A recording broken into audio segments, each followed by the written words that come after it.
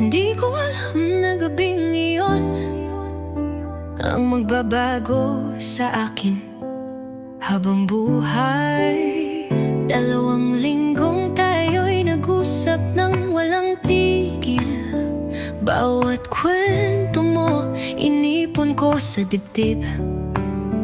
Ang mga salita mo'y parang mga ibong lumilipad, malayang pumasok sa puso ko. Ngunit may isang gabi sa Maynila, isang bar, isang sulok, isang sulyap lang, at alam ko na lahat. Sa G-point ko nalaman, ikaw ang kwentong naisulat na, ikaw ang awit na naghihintay sa dulo ng dila ko. Ikaw ang tahanan ko kahit hindi ko alam noon na matagal na pala akong pauwi sa iyo.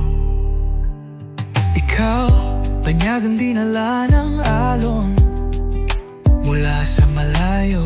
Ako babaeng sanay sa bagyo, pero noong gabi na iyon sa G-point, natutunan ko ang salitang panatag. Tumawa ka lang at hindi ko na kailangang itanong kung bakit. Huminga ka lang ng malalim at kasama mo akong huminga. Sa bawat titig mo nakilala ko ang sarili ko. Kaya hindi na mahalaga kung kailan o paano, alam ko lang na ikaw yun. Umalis ka kinabukasan, iniwan mo ang Manila, pero hindi mo iniwan ang puso ko. At kahit dagat ang pumagit na sa atin, ang pag-ibig natin ay pulo, at hindi naabot ng kahit anong bagyo. Sa G-point ko nalaman, hindi kailangan hawakan ang taong minamahal mo para malaman mong hawak ka na niya. Hindi kailangan malapit ang katawan para maramdaman ang init.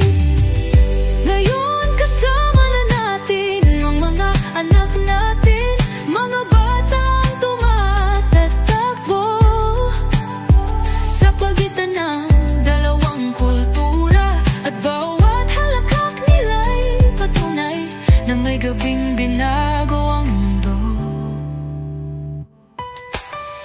Sa G-point ko nalaman na ikaw ang simula, ikaw ang gitna, at ikaw din ang dulo ng kwento ko.